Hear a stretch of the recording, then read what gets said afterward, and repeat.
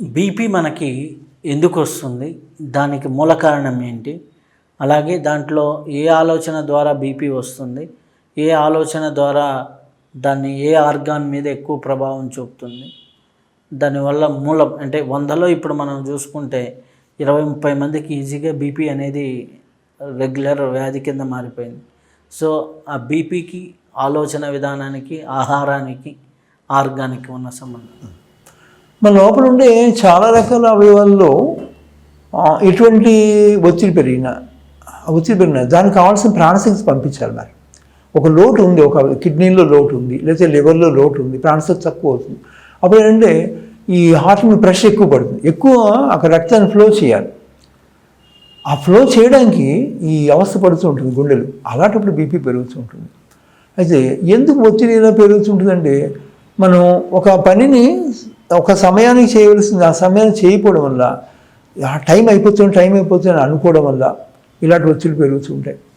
అలాగే ఈ చాలా రకాల ఒత్తిళ్ళు ఎలా ఉంటాయంటే మనకు చెయ్యలేని పని, బర్డెన్ పని, ఎవరో ఎక్కడికో వెళ్దాం అనుకుంటే ఎవరో రమ్మంటారు, మనకు ఖాళీ లేదు, అయినా సరే మొహమాటానికి బయలుదేరుతాం. అక్కడి నుంచి ఆ ఇంట్లో పని ఏమైపోతుందో అని టెన్షన్గా ఉంటుంది. అంటే మన మనసుకి నచ్చకుండా ఆ వ్యతిరేకం దిశలో చేసే చాలా రకాల పనుల వల్ల ఒత్తిడి పెరుగుతుంది బాడీలో. ఆ ఒత్తిడి పెరిగినప్పుడు ఏమవుతుందంటే ఒంట్లో ప్రాణశక్తి తక్కువైపోతూ ఉంటుంది. ఆ ప్రాణశక్తి తక్కువైపోతుంటే ఆ ప్రాణశక్తిని పెంచడానికి ఈ సర్క్యులేషన్ మళ్ళీ ఎక్కువ పెంచడానికి ఈ పంపింగ్ ఎక్కువ అవుతుంటుంది. ఆ పంపింగ్ అవ్వడం వల్ల బీపీ వస్తుంటుంది. అయితే నాడీ దౌర్బల్యం ఉన్నప్పుడు శరీరంలో ఈ బీపీ అనేది ప్రమాదకరంగా అవుతుంది. మరి ఒక అథ్లెట్స్ ఉంటారు, వాళ్ళు చాలా వేగంగా పరిగెడతారు. మరి అప్పుడు వాళ్ళ బీపీ చూస్తే చాలా హైలో ఉంటుంది, కానీ వాళ్ళ ప్రమాదకరం కాదు. మనం ఉదయాన్నే లేచి ఎక్సర్సైజ్ చేస్తుంటే మనం బీపీ చూస్తే విపరీతంగా హార్ట్ బీట్ పంప్ అవుతుంటుంది, హార్ట్ బీట్ కొట్టుకుంటూ ఉంటుంది వేగంగా. అప్పుడు బీపీ చూస్తే ఓడుతూ ఉంటుంది, కానీ దానివల్ల ప్రమాదం కాదు. ఎందుకంటే మన రక్తం తాలూకు ఒత్తిడిని తట్టుకునే విధంగా రక్తనాళాలు ఉంటే కనుక ఎంత బీపీ ఉన్నా ప్రమాదం కాదు. కానీ మానసిక దౌర్బల్యాల వల్ల ప్రాణశక్తి సరిగ్గా లేక ఒంట్లో ఈ నాడులు కానీ రక్తనాళాలు కానీ దెబ్బతిన్నప్పుడు ఆ చిన్న బీపీ కూడా ఆ రక్తనాళాలు తట్టుకోలేవు. అందువల్ల ఏంటంటే బ్రెయిన్ హెమరేజ్ కానీ, అలాగే ఈ మానసికంగా బోలని గాయాలు ఉండి దుఃఖం వల్ల, కోపం వల్ల, వాటి వల్ల హార్ట్ మీద ప్రెషర్ పడిపోతూ ఉంటుంది. అలాంటప్పుడు ఏంటంటే ఈ హార్ట్కి ఈ పంప్ అయ్యి దమ్ములు కానీ సెల్లు కానీ వీటిలో ఏంటంటే బ్లాకేజ్లు ఏర్పడుతూ ఉంటాయి. వాటి ప్రాణశక్తి వెళ్ళక వాటిలో బ్లాకేజ్లు ఏర్పడుతూ ఉంటాయి. అలాంటప్పుడు ఏంటంటే బీపీ పెరిగినప్పుడు ఏమవుతుందంటే టక్కుని హార్ట్ కంప్లైంట్స్ అవి అవుతూ ఉంటాయి. ఎమోషనల్గా ఎవరైతే ఎక్కువ డిస్టర్బ్ అవుతూ ఉంటారో వాళ్ళలో ఈ బీపీ వస్తూ ఉంటుందన్నమాట. అలాగే ఫుడ్ హ్యాబిట్స్, మన లోపల మనం బాగా ఆకలిస్తున్న తర్వాత చక్కగా మన నచ్చిన భోజనం పెదాలు మూసుకొని నెమ్మదిగా నవలి మింగుతుంటే కనుక ఎటువంటి బీపీ రాదు. ఎంత బీపీ అయినా సరే వితిన్ 3 monthsలో నార్మల్ అయిపోతుంది చక్కగా. డాక్టర్లే చెప్తారు చక్కగా మీకు బీపీ తగ్గిందండి, ఇంక ఈసారి నుంచి కొన్ని ట్యాబ్లెట్ తగ్గిస్తాం అనేసి నెమ్మదిగా. అది మీ సాధన బట్టి వారం రోజులు తగ్గచ్చు, 10 రోజులు తగ్గచ్చు, నెలలు తగ్గచ్చు. అంటే మీ ఆలోచన విధానం మార్చుకోవాలి. ఆలోచనలో ప్రేమ, ఆనందం ఉండాలి. భయం కానీ, అసహనం కానీ, కోపం ఉన్నాడంటే ఒత్తిడి పెరిగి ప్రాణశక్తి తగ్గిపోయినప్పుడే మీకు బీపీ రేజ్ అవుతుంది. బీపీ రేజ్ అంటే బీపీ అని జబ్బు కాదు, మీ ప్రాణాన్ని పెంచడానికి బీపీ రేజ్ అవుతుంది. కానీ మీ ప్రాణశక్తిని తగ్గించుకోకుండా మీ ఆలోచన దాన్ని, మీ ఫుడ్ హ్యాబిట్స్ని మార్చుకోగలిగితే కనుక అసలు ఈ బీపీ పెరిగే అవకాశం ఏం లేదు. కాబట్టి బీపీ అతి ఈజీగా క్యూర్ చేసుకోవచ్చు మన ప్రాణశక్తిని పెంచుకోవడం ద్వారా, మన ఆలోచన సరి చేసుకోవడం ద్వారా, అలాగే మన ఆహార అలవాట్లు మార్చుకోవడం ద్వారా.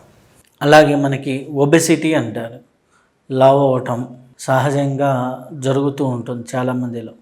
ఆ ఒబెసిటీ అనేది ఎందుకు వస్తుంది? ఏ ఆలోచన ప్రభావం వల్ల వస్తుంది?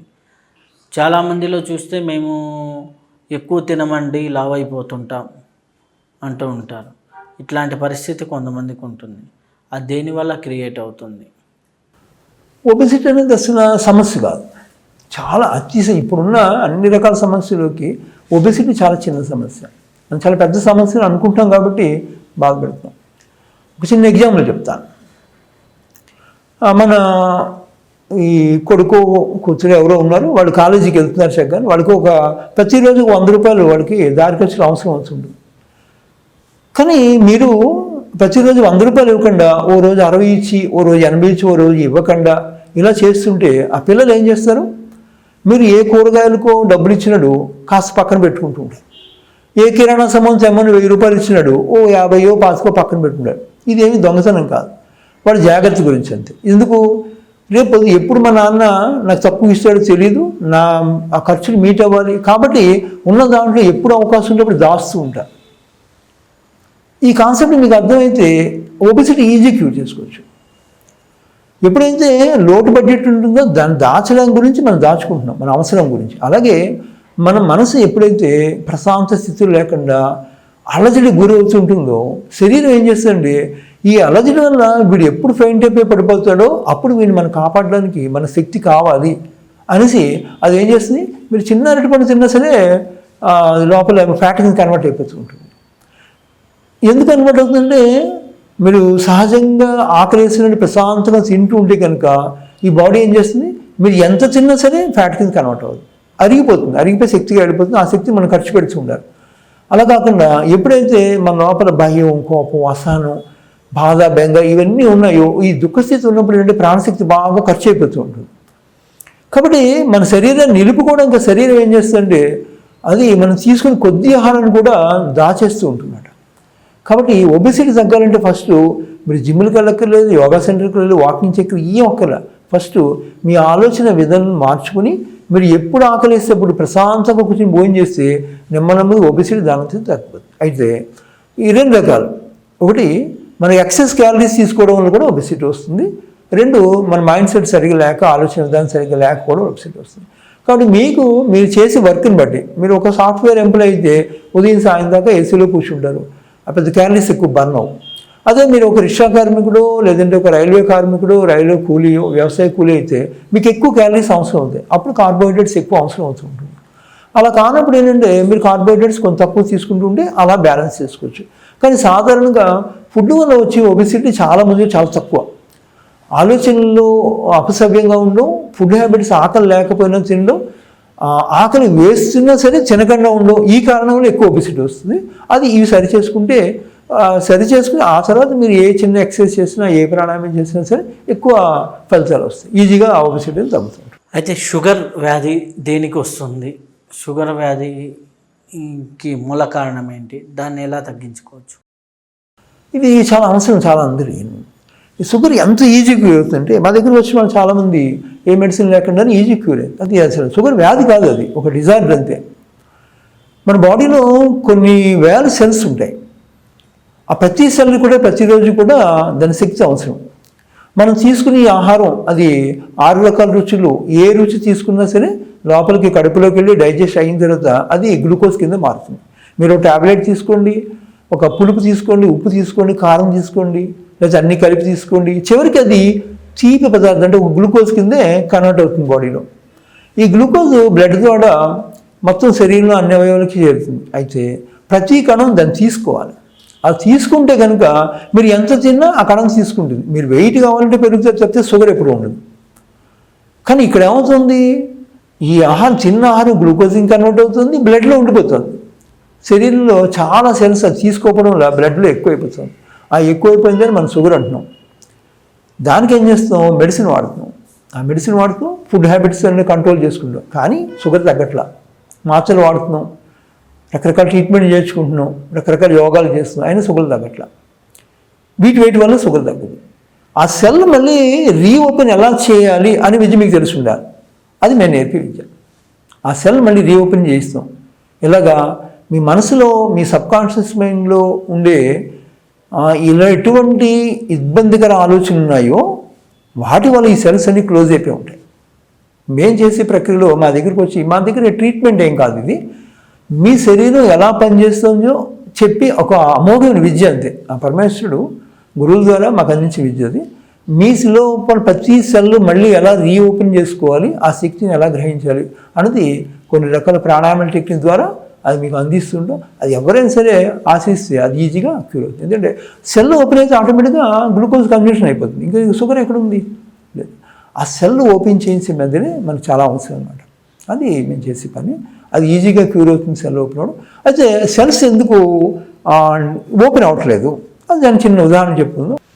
సపోజ్ ఈరోజు నా పుట్టినరోజు మా నాన్నగారు నాకు స్వీట్ తీసుకొచ్చి నాకు తినడానికి పెడుతున్నారు. ఈలోపు నేను ఏదో ఆయన ఇబ్బంది పెట్టి పని ఏదో చేశాను, ఆయన నన్ను లాగిపెట్టి కొట్టారు. అప్పుడు ఆయన పెట్టి స్వీట్ నేను తింటానా? నా పుట్టినరోజైనా, నాకు ఇష్టమైన తండ్రి, నాకు ఇష్టమైన స్వీటే, నాకు ఇష్టమైన పుట్టినరోజు అయినా సరే ఆ రోజు నేను స్వీట్ యాక్సెప్ట్ చేయను. ఎందుకు? నేను మనసుకు గాయమైంది. నాకు అరే మా నాన్నగారు కొట్టేసారి పుట్టినరోజు ఎప్పుట అని మనసు గాయమైంది. ఆ మనసు గాయమైనప్పుడు ఆ స్వీట్ని కానీ మా నాన్నగారు కానీ నేను అంగీకరించను. ఇలాగా మీ మనసులో ఎన్నో రకాల గాయాల వల్ల మీ సెల్స్ అన్నీ డీయాక్టివేట్ అయిపోయి ఉంటాయి, కుంచిపోయి ఉంటాయి. మన కోపం వస్తే చూడండి, ఎవరైనా మనకి గొడవ పెట్టిన కోపం వచ్చింది వెంటనే ముఖం అంతా కూడా డల్ అయిపోతుంది, ప్రాణశక్తి నిర్జీవం అయిపోయి ముఖంలో డల్గా అయిపోతుంది. ఆ డల్ అయిపోవడం వల్ల ఏమవుతుందంటే ఎనర్జీ వెళ్ళట్లేదు అక్కడికి, అంటే శక్తి వెళ్ళట్లేదు. కానీ శక్తి లోపల ఉంది. మనం ఆహారం తింటున్నాం, ఆ బ్లడ్లో గ్లూకోజ్ ఉంది, కానీ ఆ ఫేస్లోకి శక్తి వెళ్ళట్లేదు. ఎందుకు? మనం ఆ బాత్తో ముఖం మార్చుకున్నాం కాబట్టి. చూసుకోండి, బాత్తో ముఖం మార్చుకున్నాం కాబట్టి అలా అవుతుంది. ఎప్పుడైతే మన బాధ పోయింది, ఆటోమేటిక్గా ఆ సెల్స్ మళ్ళీ రియాక్ట్ అవుతాయి, అది తీసుకుంటాయి. సపోజ్ నాకేదో ఫీవర్ వచ్చింది, నేను చాలా డల్ అయిపోయిన వాళ్ళ ఆఫీస్ సెలబ్రిటీస్ పడుకున్నాను, నాకు చాలా డల్గా ఉంది. ఈలోపు నా ప్రాణ స్నేహితుడు ఎవరో, చిన్నప్పుడు స్నేహితుడు ఎవరో సడన్గా వచ్చాడు. కూర్చోండి, ఆయన చూసాడు, నాకు ఏమనిపిస్తుంది? ఆనందం అనిపించేస్తుంది. అబ్బాయి ఎన్నాళ్ళు చూసే మళ్ళీ చిన్నప్పటి నుంచి అనేసి వెంటనే ఏమైపోయింది, ఆ ప్రాణాన్ని ప్రతి సెల్ తీసేసుకుంటుంది. నా ఆనందానికి ఒక కణం యాక్టివేట్ అయిపోయింది, నా బాడీలో అన్ని కణాలకి మెసేజ్ వెళ్ళిపోయింది. స్నేహితుడు వచ్చాడు, స్నేహితుడు వచ్చాడు, స్నేహితుడు వచ్చాడు అని. వెంటనే ఆయనకు అవగురించుకుని రాని పక్కన కూర్చోబెట్టుకుంటాం. మరి ఈ జ్వరం అయిపోయింది, జ్వరం లేదు, ఈ డల్నెస్ లేదు. ఏమైపోయింది అక్కడ? ఎప్పుడైతే నేను ఆనందంగా ఉన్నానో నా ప్రాణశక్తి ఏం చేస్తే లోపల ఉండే ఆ గ్లూకోజ్ని ప్రతి అణువు తీసేసుకుంటాం, తీసుకుని ప్రాణానికి కన్వర్ట్ చేసేసుకుంటాం. కాబట్టి మనిషి ఎవరైతే ఆనందంగా ఉంటాడో వాళ్ళకి ఎప్పుడు సుఖం. అలాగే ఆహారం కూడా చాలా ఇంపార్టెంట్. ఆకలి వేసినప్పుడే మీరు తినాలి పోయిన, అది టైమింగ్స్ అవసరం లేదు. ఇప్పుడు మనం ఏం చేస్తాం, మందు వేసుకోవడానికి ఆకలి వేసుకుంటున్నాం, ఆ టైం అయిపోయింది కదా, మళ్ళీ ఈ టైం ఉండదు, ఈ టైంలో తినాలి కాబట్టి ఆ టైంలో తింటున్నాం. ఈ రెండు పద్ధతులు మనం మార్చుకోగలిగి మనకు ఆకలి వేసినప్పుడు మనకు చక్కగా భోజనం, రుచికరమైన భోజనం అన్ని రకాల రుచులతో కూడి చక్కగా మనకి ఏది పడుతుందో అది ఆస్వాదిస్తూ ఉంటే కనుక ఆ షుగర్లు ఎంత ఈజీగా తగ్గుతాయి.